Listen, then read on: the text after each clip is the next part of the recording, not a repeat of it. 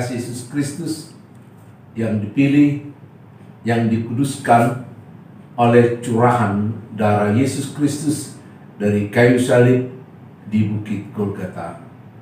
Memang setiap tahun selalu kita buatkan peringatan untuk itu. Tahun ini kita akan merayakannya pada bulan Maret. Maka renungan ini juga sekaligus menyambut perayaan yang besar itu, yang bukan sekedar sebuah perayaan, tapi adalah agar melalui perayaan itu kita semakin merasakan betapa hangatnya kasih Kristus kepada kita. Betapa besarnya kasih itu yang rela berkorban agar melalui peristiwa ini juga kita menjadi anak-anak Tuhan yang suka berkurban untuk kemuliaan dan kerajaan surga. Karena tanpa pengorbanan Kristus, kita tidak akan mungkin berkurban untuk kemuliaannya. Bahkan kurban-kurban yang kita sampaikan adalah karena pengorbanan Yesus Kristus untuk kita. Sapaan rohani kita pada pagi hari ini masih sama satu minggu ini dari Mazmur yang ke-22 yang kita sebutkan sebagai Mazmur Salib. Dimana kalau kita setiap hari membacanya dan merenungkannya, maka Mazmur 22 ini akan sangat meresap sebagai salah satu Mazmur dari 150 Mazmur yang akan membawa kita merenungkan bahwa peristiwa salib telah dinubuatkan jauh sebelumnya, bahkan kemudian digenapi oleh Tuhan Yesus, sehingga melalui bahasa penggenapan itu kita memahami Eli, Eli, lama sabachthani. Saudara-saudara, kalau kemarin kita berbicara soal bagaimana memasyurkan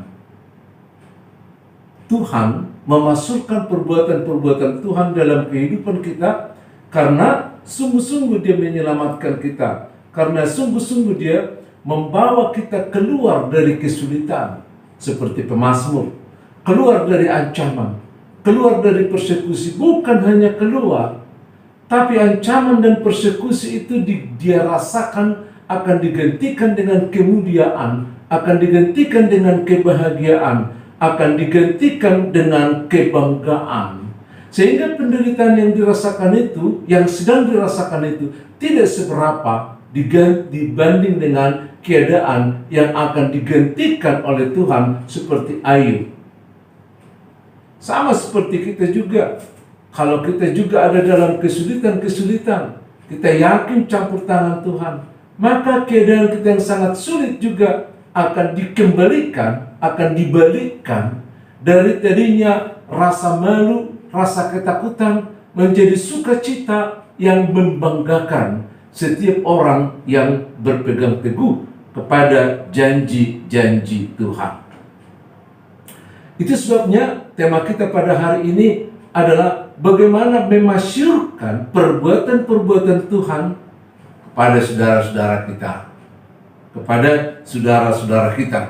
Saudara-saudara, banyak di antara kita yang memiliki persaudaraan yang rumit ya. Banyak yang memiliki persaudaraan yang rumit. Kita yang lahir di sekitar tahun 50-60-an memiliki banyak keluarga, memiliki banyak anak dalam satu keluarga. Ada yang 6, yang 8, yang 10. Kalau sekarang yang kemudian lahir setelah lahirnya keluarga berencana tahun 70-an, 80-an, keluarga hanya 2, 3, bahkan sekarang banyak yang 1 kita lihat. Tapi dulu kelahiran-kelahiran sebelumnya, dalam satu keluarga kita akan menjumpai banyak anak. Ada yang 6, 5, bahkan sampai 10, bahkan di tengah-tengah kemiskinan. Tapi ketika di bawah bimbingan seorang bapak, seorang ibu yang betul-betul mengasihi keluarganya, maka semuanya menjadi ada di dalam kenyamanan, ada di dalam kerukunan. Ya, coba bayangkan kalau kita dulu di kampung dengan saudara-saudara kita, kita makan di tikar berkeliling, seberapa yang ada itu yang dihabiskan, itu yang boleh dihabiskan. Sama-sama kekurangan, sama-sama merasakan kenyang, sama-sama merasakan kasih sayang, sama-sama semuanya. Tapi ketika orang-orang yang rukun ini, tadinya rukun di bersama dengan orang tua, kadang-kadang menjadi berseberangan ya. setelah menikah.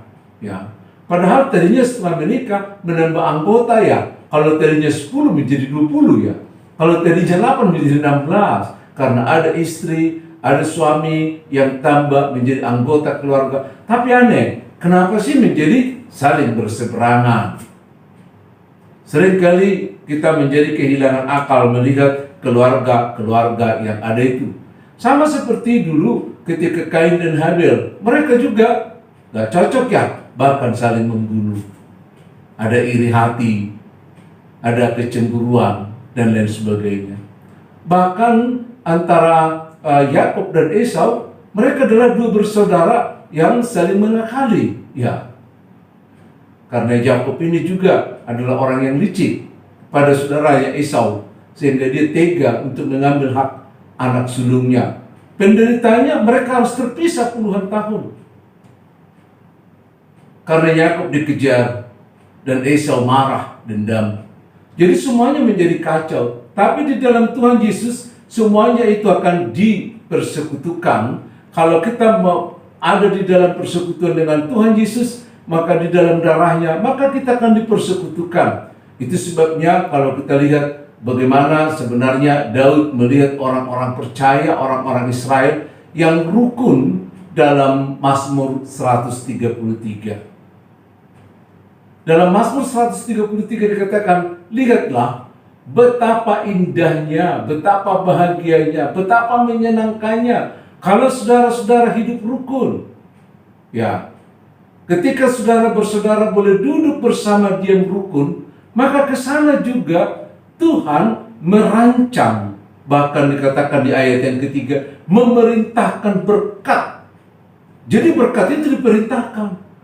Diperintahkan siapa? Diperintahkan Tuhan. Padahal banyak orang kesulitan mencari berkat dalam hidup ini.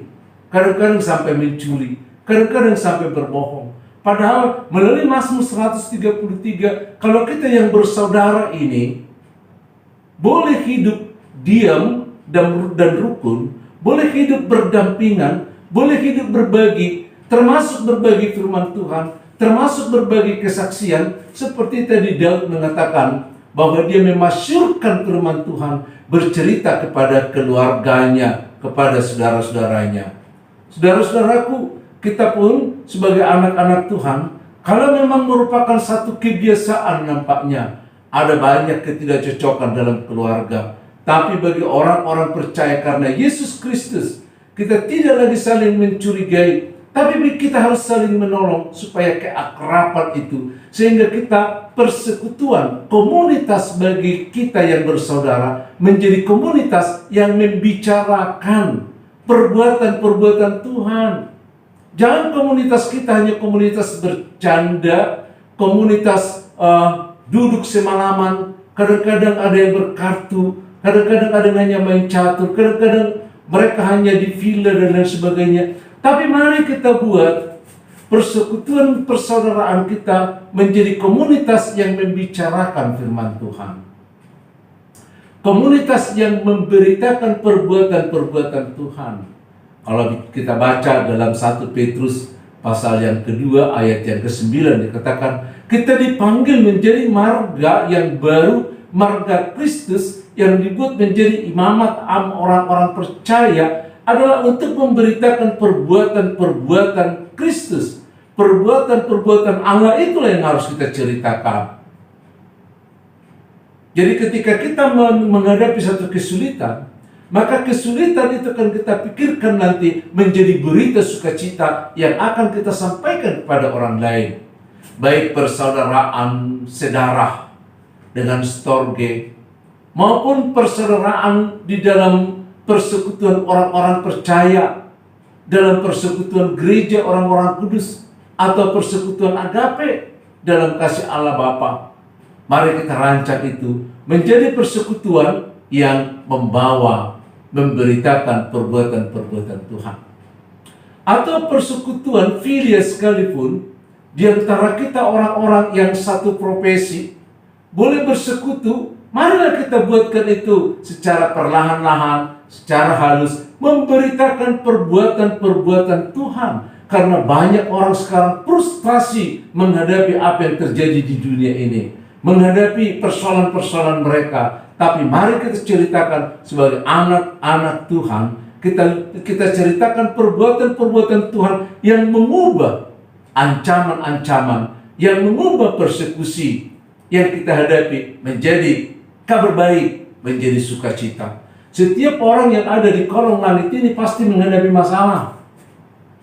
Ya, bukan hanya mereka yang tidak mengenal Kristus, tapi kita pun sama-sama memahaminya, sama-sama mengalaminya. Tapi bagi kita, persoalan-persoalan yang kita hadapi itu adalah menjadi alat kesaksian.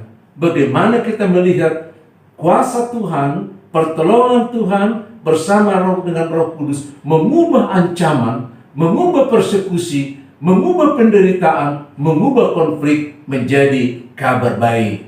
Dan yang menceritakan kabar baik ini dalam persekutuan-persekutuan yang kita sebutkan tadi, kesanalah rahmat Tuhan, berkat Tuhan diperintahkan sehingga semua menjadi berkat, terberkati untuk memberkati. Shalom.